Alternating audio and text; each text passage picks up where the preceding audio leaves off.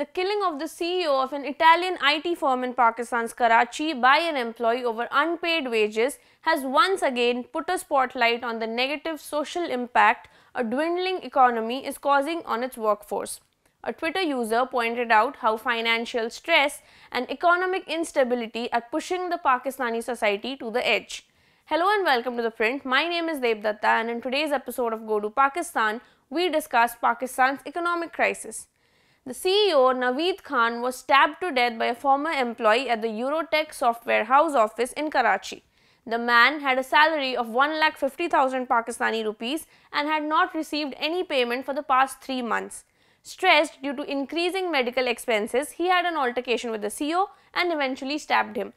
The victim's brother said that no salaries had been paid from the head office for the past 3 months.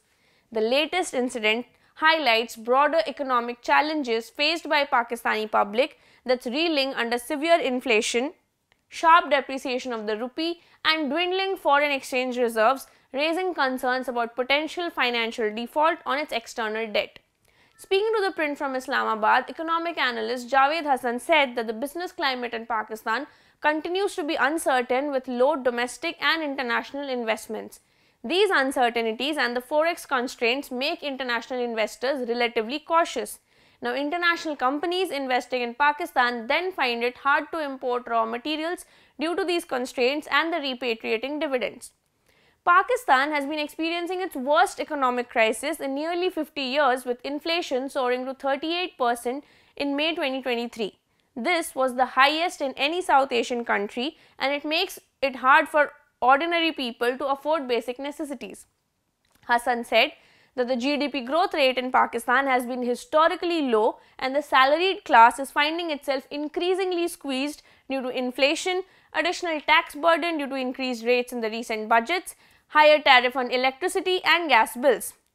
According to him, there should have been an effort to widen the tax nets to include other sectors of the economy and lessen the tax rates for the salaried class. Inflation soared last year in Pakistan due to the Pakistan Central Bank adopting IMF mandated exchange rate liberalization, which then caused a sharp depreciation of the Pakistani rupee. The Pakistani rupee was Asia's weakest currency in 2023 with a 20% drop against the US dollars. Hassan also said that the Pakistani economy now requires substantial reforms and structural changes to stimulate growth.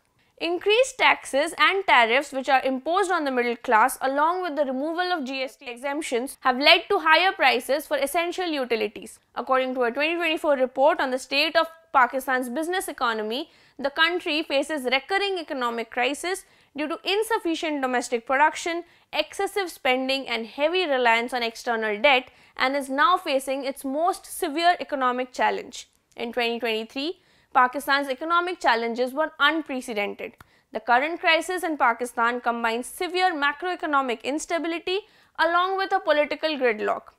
According to South Asia foreign policy expert Michael Kugelman, the crisis stemmed from delayed government responses and global factors like disruptions in the supply chain due to the pandemic and heightened global commodity prices following the Ukraine conflict.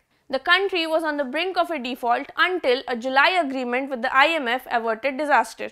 However, IMF imposed measures led to increased inflation, and that impacted the general public severely. Economic strains led to skilled workers including doctors and accountants fleeing the country. According to a Brookings 2023 report, despite attempts to secure loans from the IMF and Gulf nations to clear their default, Pakistan's economy remains fundamentally unbalanced. Its unsustainable debt levels require substantial restructuring of economy to manage repayment obligations, which have now totaled around $73 billion. Now, Hassan added that while the negotiations of the 24th IMF program package are yet to be concluded, if the federal budget is in compliance with IMF, that would lead to very limited economic restructuring. Despite proposals for deregulation and improved policy making from the Pakistan Institute of Development Economics, Pakistan struggles with a neglected research and development sector and a failure to diversify into high-tech and value-added production.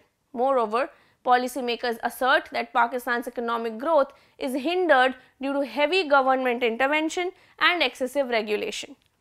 According to the report, it says that to achieve sustainable high growth, what Pakistan needs is integrated reforms. These include a new social contract bridging elites and citizens, bold economic restructuring favoring investments and exports.